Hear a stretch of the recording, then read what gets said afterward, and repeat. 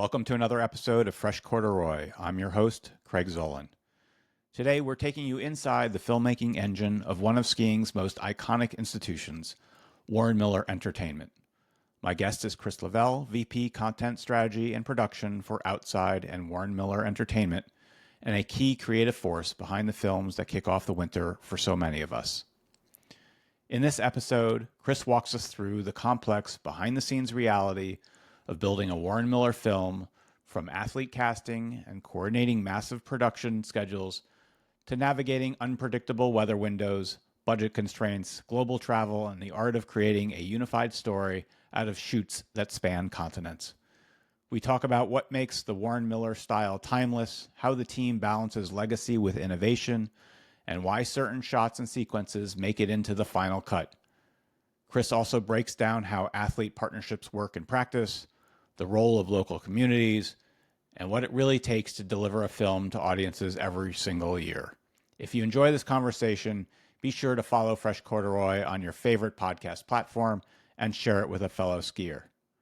Now, let's get into Fresh Corduroy with Chris Leavell.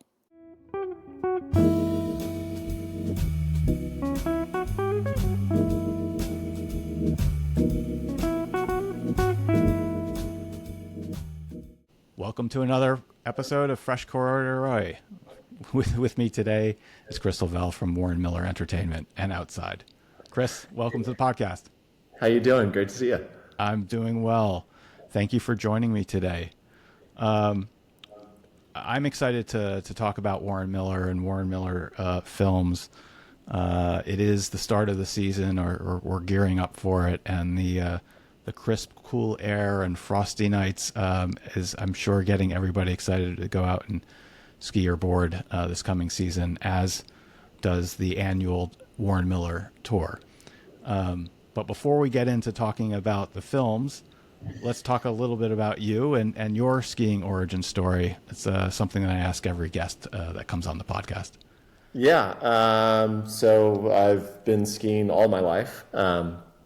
I started when I was 4. Big driver and inspiration to that was my grandfather. His name was Jack Walker. He was he was living in Holiday, just down the bottom of Little Cottonwood Canyon, and I grew up skiing at Alta. He was my grandfather was a big ski jumper back in the day, in like the 30s. And was good friends with Alf Engen. So I grew up skiing and learning to ski with Alf Engen. He was like, one of the fixtures there at Alta who I'd see. So I brought along a little show and tell. Hope this comes across. I don't know if you can see that, but is that in focus? Yeah, it's in focus. So that's me and Alf. I'm the guy on the left. Yeah, the smaller of the two. Yeah. So, that was always kind of fun to kind of, as I grew up, kind of understand who he was and the impact he had on skiing in Utah. Grandfather skied until he was 89. I had this really, the other kind of part of the story, which was so fun, is that even though I grew up skiing in Utah, I actually lived in the Bay Area. And I realized like how incredibly fortunate I was that my father was an airline pilot. So from about age 10, my parents would drop me off at the airport alone. Yeah. I would get on an airplane and fly for free, and my grandparents would pick me up at Salt Lake Airport, and that's how I spent like half of the weekends through the winter. That Flying is up to Utah, awesome. Yeah. skiing with my grandfather. They put me on a flight, come back home. That is a great story. Super fun. And yes, super fun. Glad that your father was an airline pilot, because that would have been an expensive commute otherwise. Yeah. I'm not quite as baller as that sounded. It was all for free. But also that talks about the generational sort of impact of skiing and how, I could recount a story of my mom teaching me to ski, and other family friends who are certainly older, and I think both the fact that skiing is sort of handed down, if you will, as a passion and a right almost. Yeah. I think the same could somewhat be said about Warren Miller Films, right? It's been around for 76 years now. And, I remember seeing Warren Miller Films when I was a child. Also, in particular, I remember a particular ski shop that would always, have it up on the TV that was always playing on a loop. And, those memories, I think, last with skiers of all ages, for their lifetime. So talk about the legacy of Warren Miller and why has it endured for so long? Well, I mean, working backwards, why has it endured? It connects with people in this way that, Warren Miller was the OG ski film, right? It really kind of brought to life, ski culture as that was growing in America, and it was able to capture something that was, back in the, what do you think about, like early 60s and early 70s and stuff. It was really just blossoming, ski resorts were still relatively new at the time, right? There were a few obviously, but it wasn't becoming a thing, and he was bringing to life and connecting the larger audience, the larger population to this thing, and making them laugh about it and making them inspired by it. That's why I think it's endured. It has this place of warm fuzzies with everyone, right? Yeah. You get all the great ski action, of course, but there's something more to it. And it's funny, you talk about you growing up with it. Like many people, this is not going to be unique by any stretch of the imagination, but I had the same exact connection. My best friend growing up took me to a Warren Miller film when I was early teens, and it was at the ski swap at the local high school, and I remember it distinctly. I remember that screening. I remember some old gentleman, who seemed old to me, running a 16 millimeter projector, and and I'd also grown up around film. My father was an amateur photographer. We had a dark room in our house, so I was very familiar with still and motion picture. So I was like in this kind of world of like, I love skiing, this is incredible, and who's this guy with this projector back here? And I think about that now, like in to be in this place where I get to oversee this storied franchise. I mean, it's an incredible it's an incredible honor. Yeah. In preparing for this conversation, I went back and rewatched, or maybe watched for the first time, some of the old movies. And I didn't go way back into the archives, but I kind of went back into, and I'm dating myself, the era of my childhood. Okay. And so the 80s, in particular, 90s, were I probably should have gone into the 70s, but that was kind of what I was looking at just to remind myself of. And the film has certainly evolved in terms of what was in front of the camera lens, but there was, during the time that Warren was either filming and or narrating, a common thread around humor for certain, a lot of that. Very self-deprecating too, right? Able to laugh at himself. Yeah. Yes. I did notice in some of the older ones, they kept the faces of the people they were poking fun of out of frame. Whereas later they were just, unabashedly, just the whole person's sliding on ice and falling down was caught on camera. Yeah, I've always wondered what like signing releases looked like back in that day. Like how recognizable are you with the ski mask and the goggles? I'm gonna hazard a guess that at least some of these didn't have any releases whatsoever. So yeah, I think it was probably a little fast and loose back in the day. But the films certainly have evolved and kind of kept pace with the times. And talk about that evolution of where it was at sort of the early days, and where it's been, and we'll talk about the future later. Yeah. But Yeah, it's something I think about a lot. Because let's go back to, when he started, and he was the only really, name in town making this movie. And so what stories do you tell? And then how do you keep that evolving and keeping it new? And you think it just over the decades as that's progressed and progressed, you get into this era where, I really look at like somewhere around the turn of this last century when, cameras start getting smaller. There's more films out there capturing these kind of more extreme things, and that starts to kind of become the North Star of where our film and some of these other films have been going. That is that natural evolution where it's like these more extreme locations, it's outside of resorts more frequently, and the ability to capture from the point of view of the skier, right? These incredible things. You think about just how GoPro has affected this.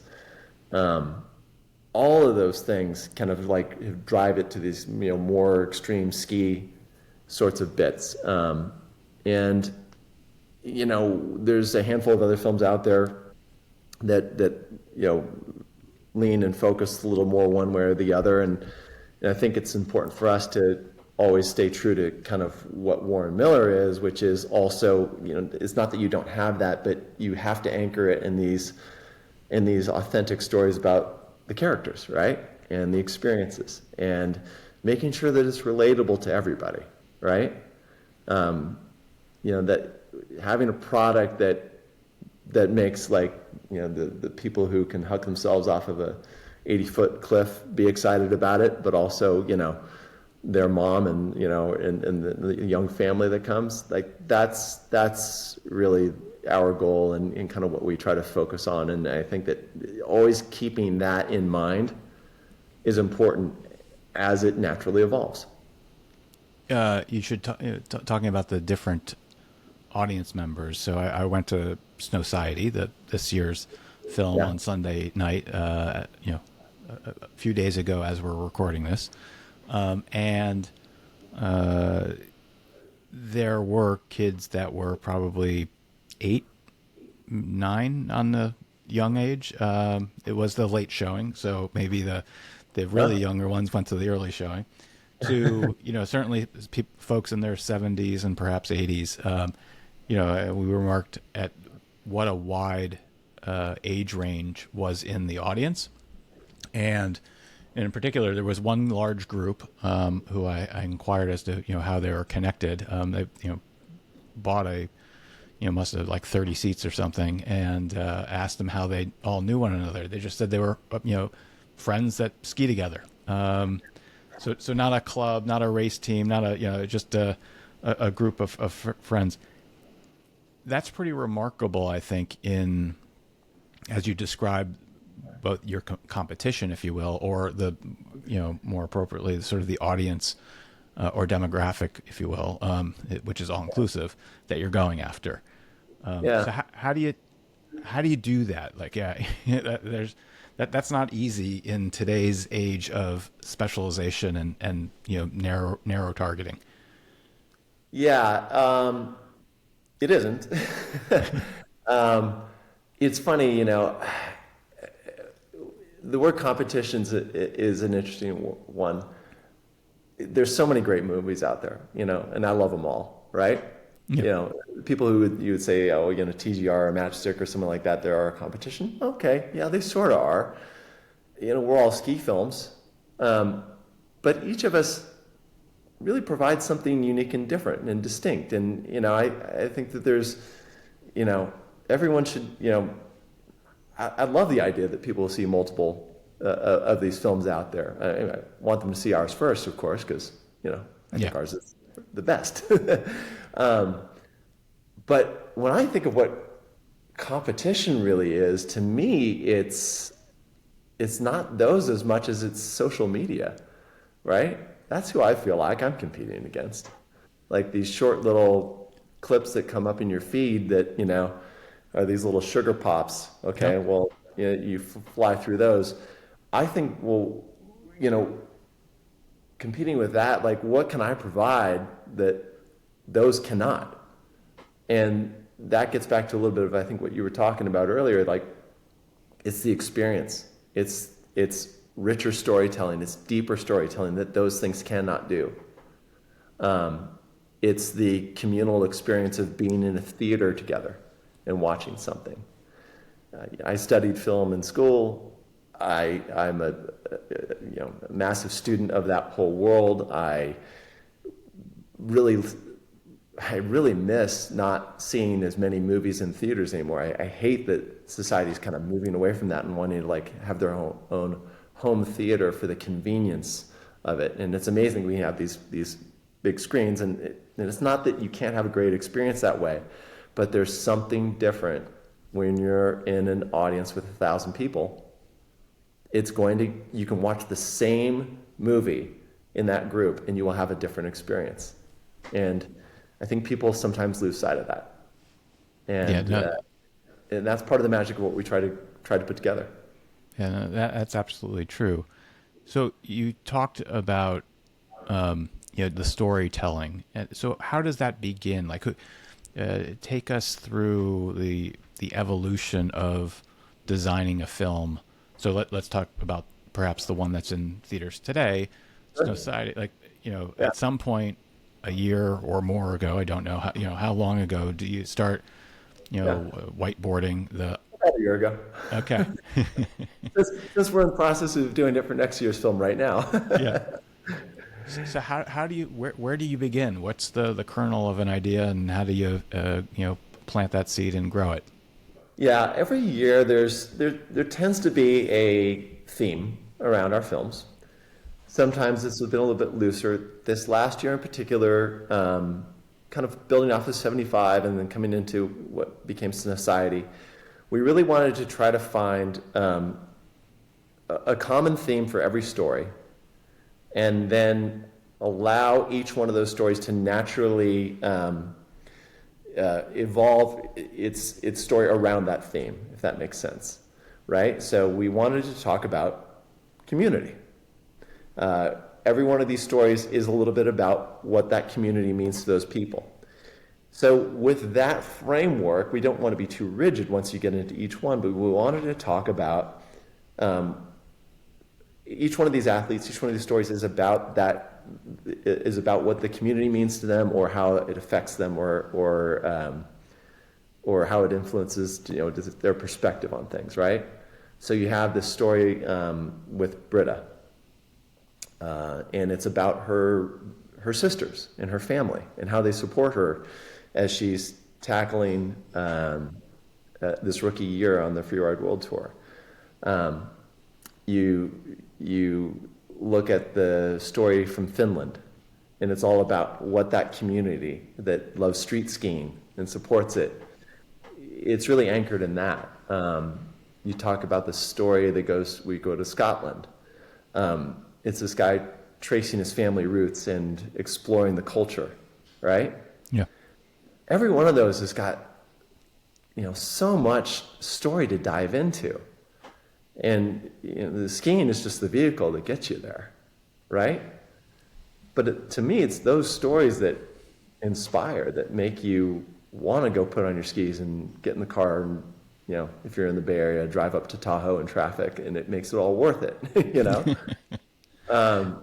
You need that reminder. And I think that's super important. So that's kind of how we started that process. So then every one of those stories, we started with that general theme, and then started speaking with the producers, writers, and athletes involved, and said, what is the authentic, real version of that for you? We don't try to be heavy-handed. We're not trying to manufacture. Just like, here's the North Star. You tell us what that is, and then we go out and try to capture that. So you mentioned the Finnish, street skiing. Yeah. That was actually one of my favorite, segments of Wasn't it great? it's very cool. They're so Yeah, talented, those the, guys. Yeah, the I think the kids stole the show. yeah. There were, we watched the first cut of that come through, and we were just, I mean, I was crying. I loved it so much. I've got my kid's older now. My kid's 16, but like, it just brought me right back. And there was moments in there that like we all watched a cut, and there's this one little bit where the kid's drinking from the juice box, Yeah. and the sound effect of the juice box, like it got picked up on their mic. And we all three of us watched, like, whatever we do, we absolutely have to make sure that that sound stays in there because everyone's going to know exactly what that is. And it grounds you so quickly into what that moment feels like. Yeah. So whether it's that or you mentioned the Scottish skiing, Yeah. which I mean, I don't know that I'm planning a trip to Scotland to go skiing anytime soon, as on the back of that, but the countryside is gorgeous. Don't get me wrong, but I don't know that I'm going to be taking my skis. So, where do you? Okay, you've talked about community. That's the common thread through all of the different stories. But who says, "Oh, we should go to Scotland to go skiing," or "We should go to Finland to like watch them ski in the city"? You know, how to you, I understand the common theme, but then beyond that, like you now have to, pick up on these different segments, however you want to frame, call them, and then Yeah. from there say, oh, I have just the right person for that segment, or is it more the inverse of how it comes about? It's a little bit of both. Some of the segments obviously have brand sponsors, and they want to, say where we go, who we work with. But really, after that, that's it. After that, it's up to us to cast, to find the right people, to find the right athletes, to find those real people. I go back to Scotland. Like we knew we were going to work with Chris, because of the producers who worked on that segment had a relationship. They thought he was the right person, knowing that we had to go to Scotland and his heritage and his wanting to go back there, and he was a great storyteller.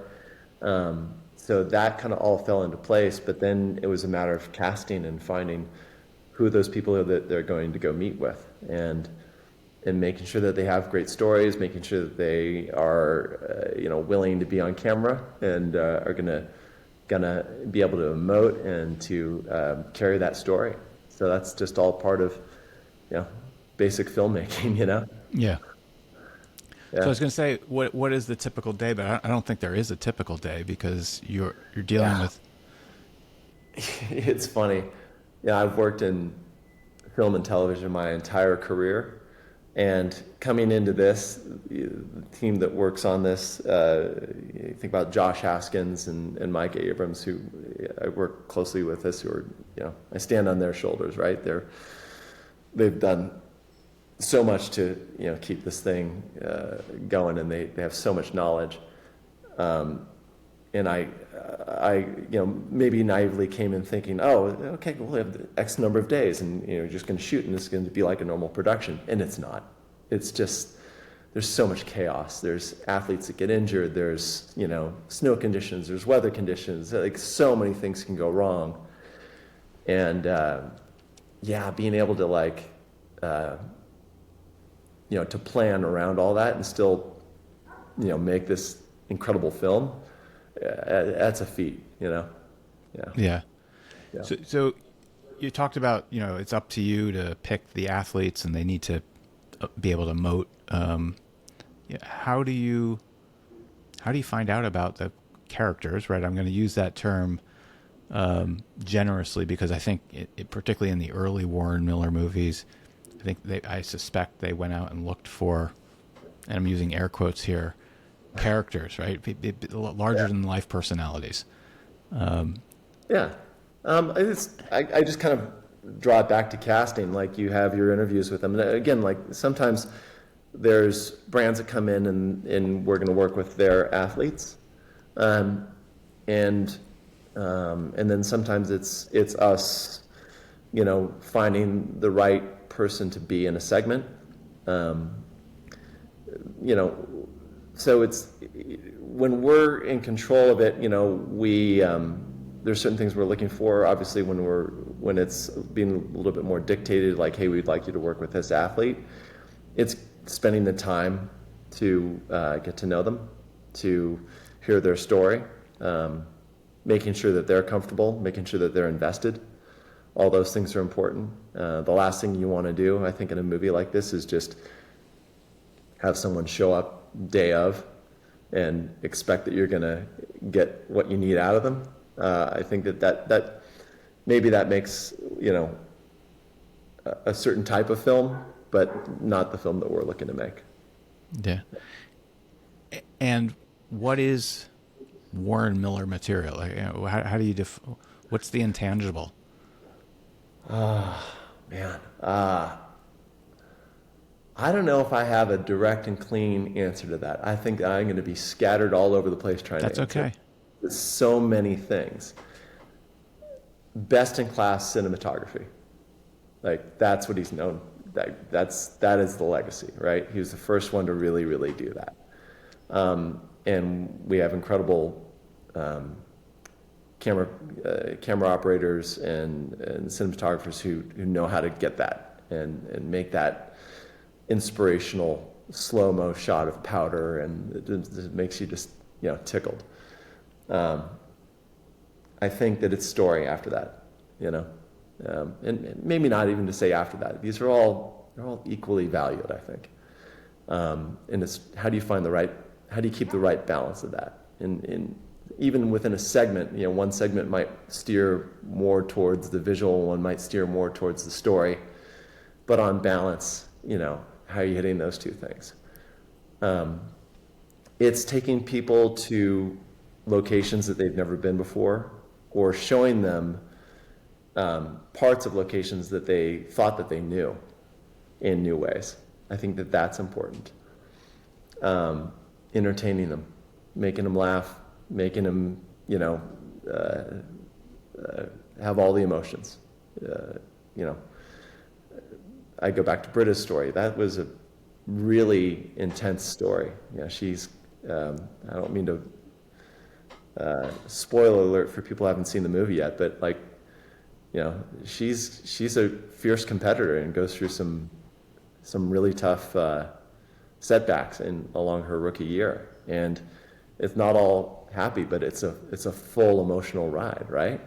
And that's I'll interrupt. Yeah, that you must have said at the outset, hey, we're going to follow her during her rookie season, and you don't know what's going to unfold. And so that's Correct. part of I guess, both the challenge and the opportunity in the filmmaking process. Yeah, I mean, there's, one philosophy and approach of trying to control everything, and then there's one of trying to tell the real story. And I think that maybe erring on the side of the authentic real story is the place for us to be. Maybe that's one of the intangibles, is that you can really relate to it. It's super authentic, and that comes across. Yeah, it was a nice segment. Coincidentally, I happened to be a kicking horse that day that she was competing there, and Oh, no way. I was trying to spot myself in the crowd. I recognized you. Yeah, sure. I was the guy with the blue jacket. But it's interesting, and I should say that I've talked about this with others. If you think about the success of Drive to Survive or Point or the Full Swing, like those Netflix shows that follow various athletes, and it's not about the competition per se. It's really about the personalities and the. Is there and they've done, generally speaking, relatively well.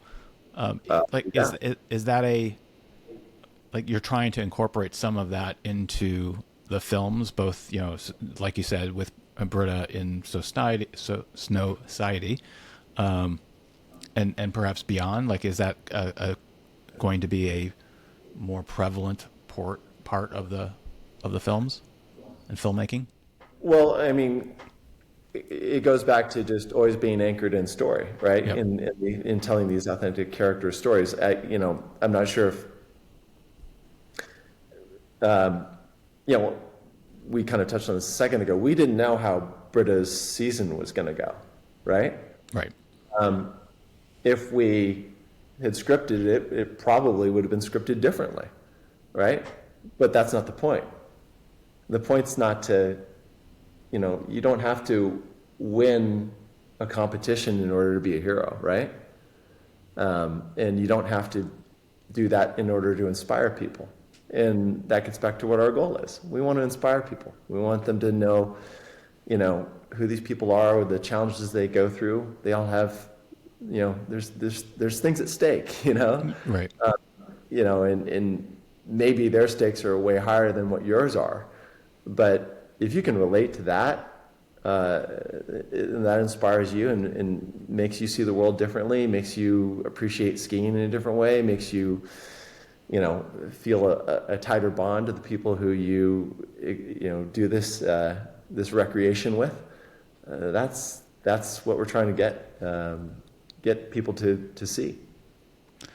But I assume there's some mix, right? If I were to look at the film and say, oh, the Darren Rolfs segment was probably fairly scripted, right? Darren in the backcountry, and then Darren with World Cup ski racers, sort of reconnecting with, his past, if you will.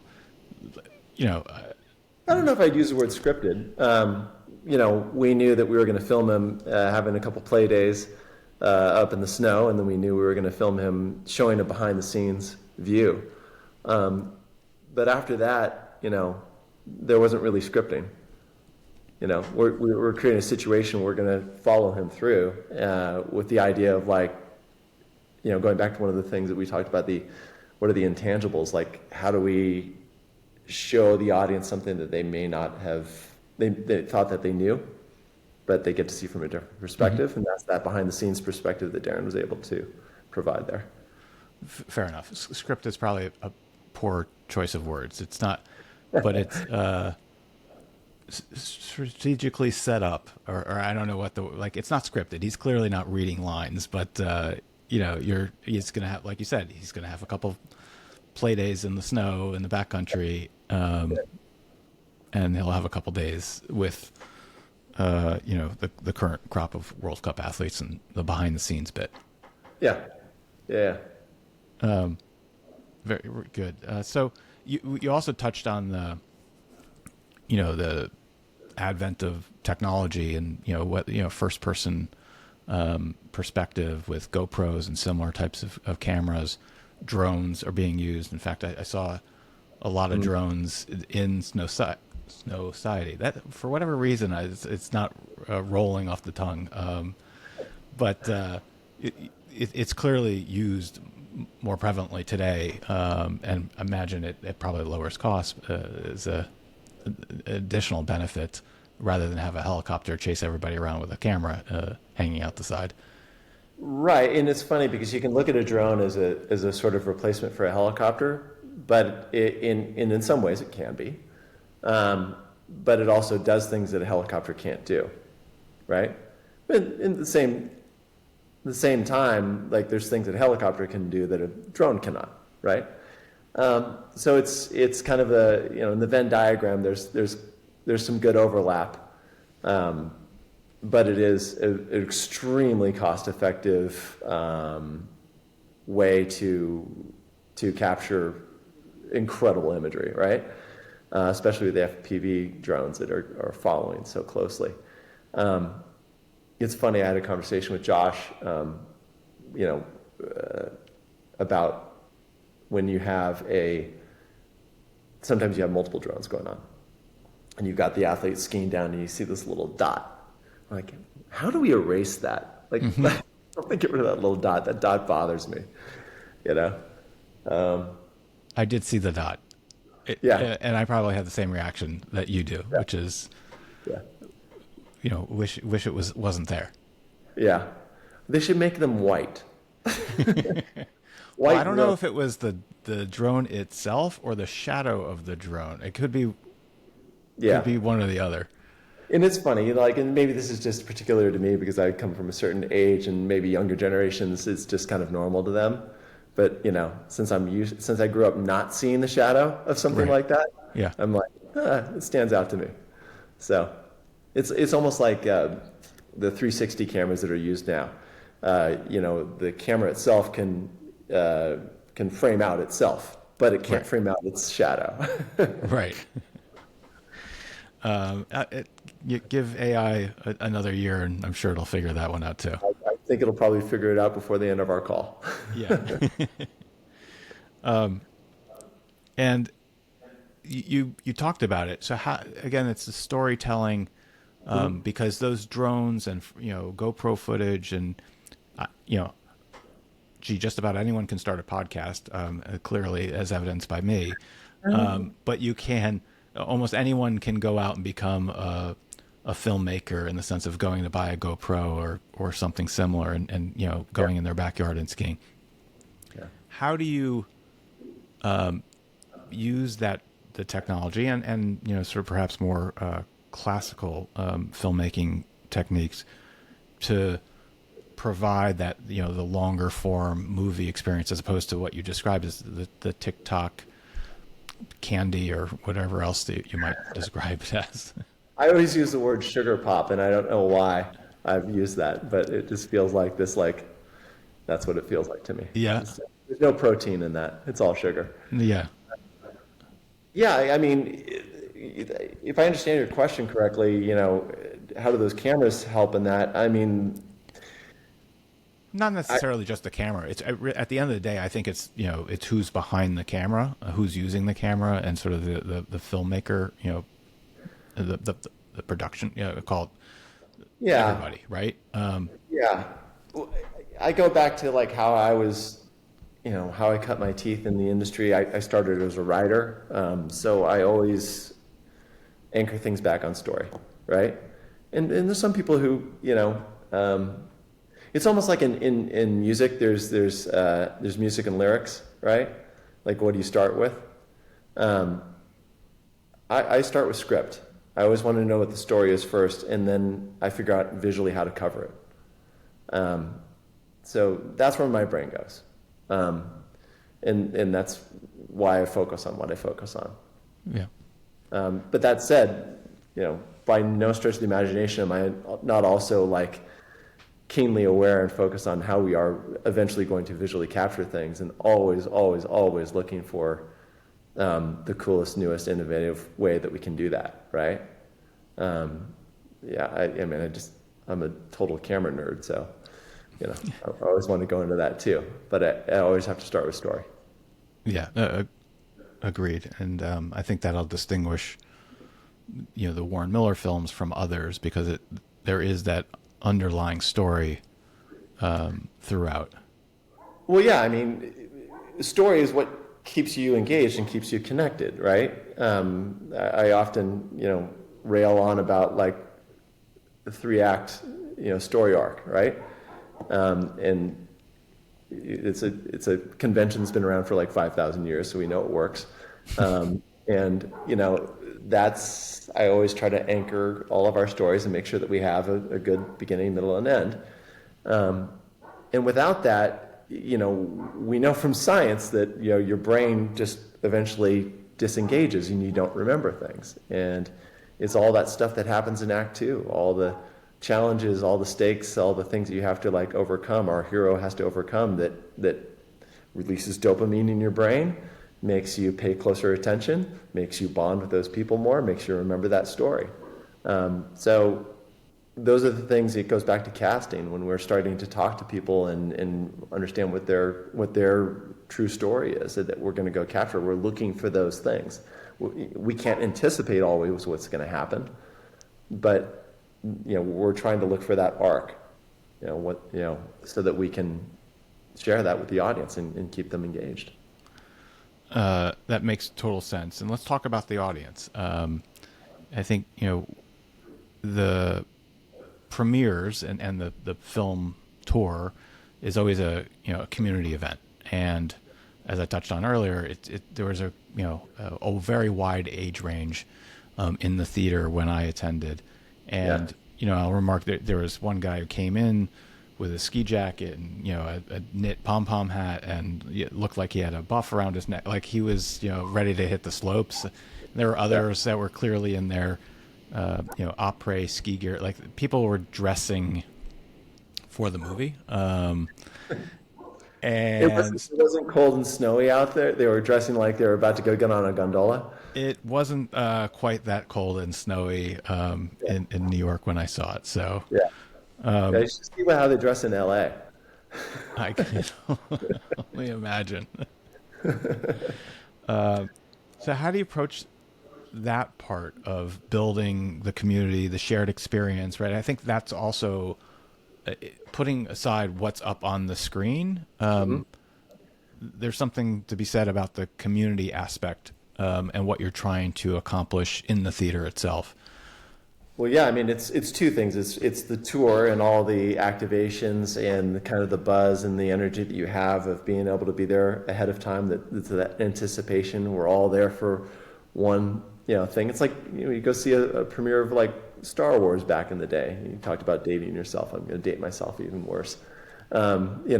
It has that sort of thing that you want to be there. It's more than just seeing a movie on a Friday night. So that's huge and that's important, and it's great to get people excited and to talk to brands that are there and to have those touch points. And then once you're sitting in your seat and the lights go down, it's that, like I said a little bit earlier, you have a different experience watching a movie in a crowd than you do at home. I mean, let's go back to the history of television. This is why a laugh track. Why does a laugh track exist, right? It exists because people weren't actually laughing at the shows because they were sitting at home with 3 other people. And when you're there with your family, you don't laugh as much. Or if you're alone, you literally will not laugh as much. But suddenly you put, a couple hundred people together and it's contagious. And the wah of a moment is greater because of the communal energy that you have, and that's one of the things that makes what we do so special. It makes the film tour so special, and why it's so great to go see it out in a theater, as opposed to watching shots on your iPhone in your activity or in your feed. Yeah. Is there a difference between the outside or Warren Miller, sponsored or promoted events and those that are external promoters, whether it be the local ski area or, other club that might, put it on somewhere? Yeah, when there are independent screenings, it may not come along with quite all the bells and whistles. I think a lot of the energy, though, of what it is still, we bring a lot of things to the table, but it's the audience that really brings a lot to the event as well, right? Yeah, no, I would imagine that, if you have a large ski and snowboard club, and you want to host it, the fact that you're all friends and family and ski together, and Sure. there's going to be a palpable sense of excitement and energy for the upcoming season. Sure. That may be actually different than a group of strangers who are going to, just a screening, a screening in the city, if you will. Sure. Yeah, I mean, obviously, if you're going with a big ski, your ski club scenario, 100%, you're all gonna have a great time. I will say though that when it also works for strangers, right? Because you're all there with something in common, and that's part of the magic, right? Yeah. Oh, I'm just saying it's different. Not that it's any better or worse for one or the other. It's just different. Yeah, it is. Yeah, it's I like both elements, I would say. Yeah. But I think I probably err more towards the side of the getting to know new people. It's kind of like when you have those great conversations on a chairlift, right? You know, you got 5 minutes with somebody, you're never going to see them again. You have a great laugh, and you learn something new about someone, and you go on with your day, and you feel better. Yeah. Yeah, that's one of the great things about skiing is that you're forced is perhaps too strong a word, but forced into situations with strangers and you may as well strike up a conversation with them on the lift, or the gondola or tram, or when you're sharing a table in the lodge. Yeah. Is there a moment that stands out in your mind from a showing, not necessarily of this season's film, but it could be, or past seasons, whether it's both in your professional life or in your childhood, a Warren Miller screening that, a moment that stands out to you? There's more than one. Hard one to answer. It's kind of like picking a favorite child. I think that I go back to the first screening, or the first film I ever saw, the first Warren Miller film I ever saw, because it was at the right age. The humor was in the right place. It was with my best friend, who's still my best friend today, and I just remember cackling, just laughing so hard, and it inspiring me and getting so excited for the ski season that year. And it was one of those, it was one of those scenes of, you want your skis, go get them. That whole thing that just it was so wonderful and so perfect for me at that time that's one that kind of sticks with me now. But I'll say, even though I haven't seen it yet with a full audience, I've watched this year's film enough times with coworkers and family members and stuff like that, I do think that I just have so much joy for the Finland piece this year. That one just really that worked for me really, really well. Yeah. So as I said earlier, I definitely agree that the Finnish piece was great. Enjoyed that, and both my wife and I kind of looked at each other and thought how cute that was. Yeah. And then I'll add one more, and I don't mean to overemphasize this year's film, but and I know you're not going to book a flight to Scotland to go skiing, but the last shot when they finally got good snow, and it's Simple Minds Alive and Kicking playing. Yeah. I've been singing that song in my head for the last 6 months. At the end of the year, when Spotify comes up with that's going to be in my top 10, because I had it on repeat so much I couldn't get it out of my head. It built so well with the biking and the hiking up, and then it comes to the to the chorus, and they put it together so well. It was really beautifully done, and it was kind of one of those magic moments where the visuals, the story, the music, it all just crescendos in this great way. And I'm literally getting chills as I'm telling you about it. That's what a nerd I am. It's funny you say that. The music does play a big role in how a person reacts to whatever they're viewing. Yeah. People don't realize how important audio is in a movie. I go back to something I said earlier, story is the most important thing. Audio is story, right? People always think film is the visuals first. And again, it's not that the visuals aren't important. But if you don't capture the audio, if you don't use the sound, if you don't use the music right, if you don't pay attention to those things, the end product isn't what it could be. And it's not just a matter of slapping some music on and having it some wallpaper, right? When you do it right, you craft it. Yeah. And that's what we're always aspiring to do.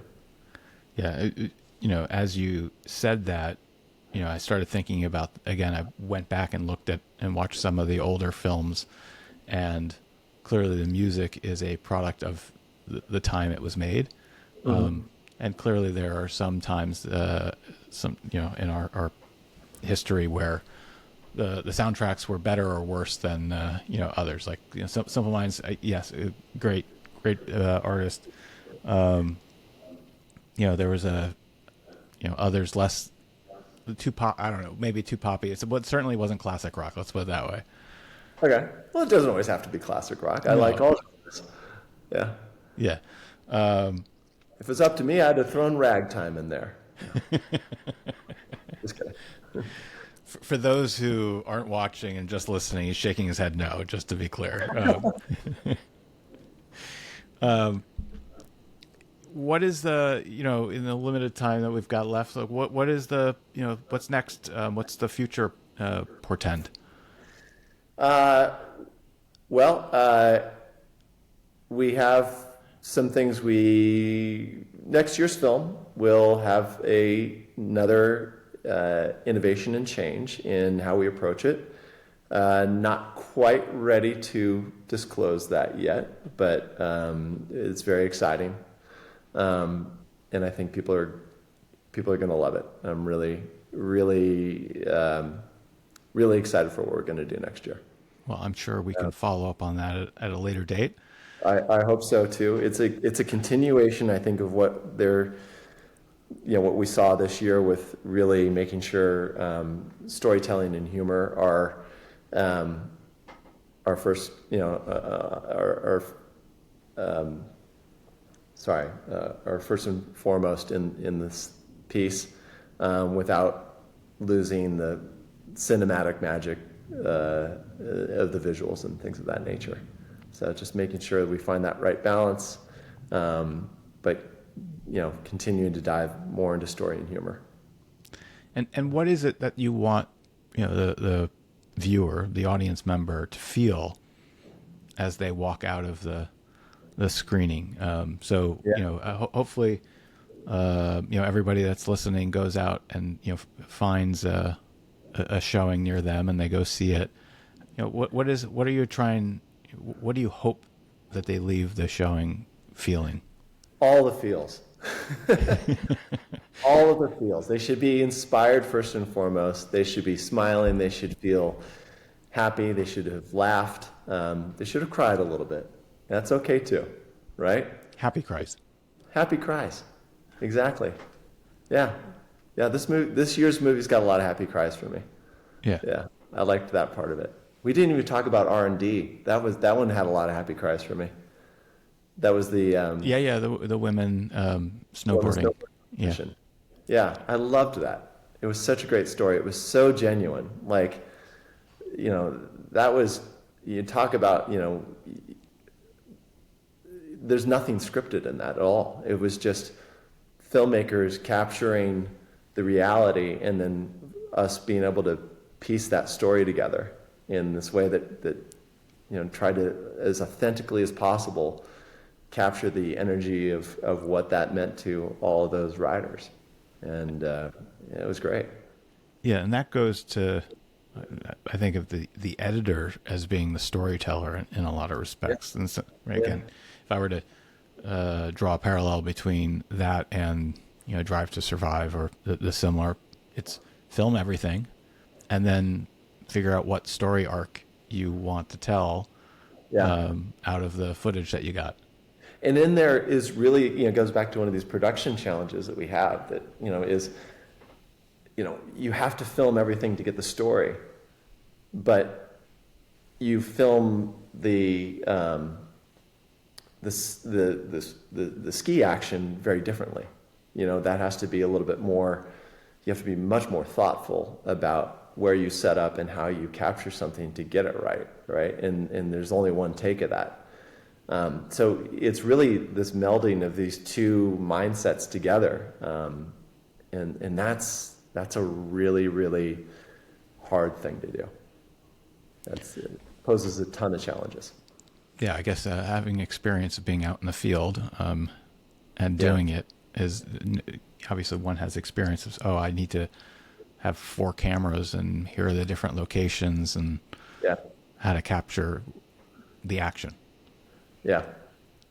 Yeah. And then, when you come from that mindset that your instinct isn't always to just keep the camera rolling and capture the offbeat moments, because it's those offbeat moments when the characters aren't thinking about the camera that people get real. And that's the stuff that audiences really engage and react to. Right? Yeah. So it goes back to all the feels. All of the feels. I want them to have all of the feels. Good. Yeah. So in wrapping up, why don't you tell the audience how they can go find a screening? Where can they see Snow Society? Snow Society. I want to make sure I get the web address correct. Not wrong. Not wrong. Said the wrong thing there. So yeah, so warrenmiller.com is where you can get to our website. You click on the film tour. You put in your zip code, your city, and you will see a list of all of the different tour dates that are coming up, and buy tickets right there. It's awesome. Easy peasy. Yeah. It's been terrific. Anything else, Chris, you want to share with the audience? I would say, hope you guys get it out there to see the film. Keep your eye on what we're going to be doing again for next year too. It's going to be exciting. There'll be some announcements in the next, I'd say, 6 weeks to a month, to 2 months rather. Just have a great season. Like I really hope that when people go out and see this movie, that they find something that they relate to and that inspires them to push their own boundaries and to go out and just have those experiences that are those lifelong experiences, things that are it's not like anything else, right? There's something magic about skiing. There's something magic about the community. There's something magic about that experience that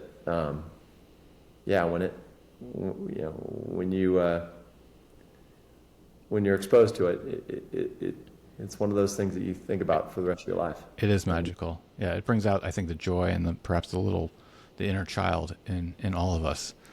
Yeah. And it's a very passionate group of folks. It was, as I said, evidenced by the people who were in the audience who are having a good time.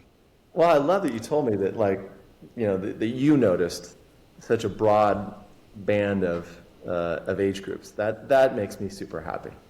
When we can do that, that's what winning looks like to us. Yeah, and I will tell you, the single malt person wasn't sharing with the 8 and 9 year olds. So there's that. But I will say that it was excellent single malt scotch was being sampled at the front of the theater. Glad to hear that. Yeah. All right. With that, I will call that the pod. All right. Thanks, Chris. I really appreciate you joining me today and talking about all things Warren Miller. Yeah. Well, thank you. And thanks for going out and seeing Snow Society. And hope everyone gets a chance to catch it on tour. Will do. Thanks. Cool. Thank you, man.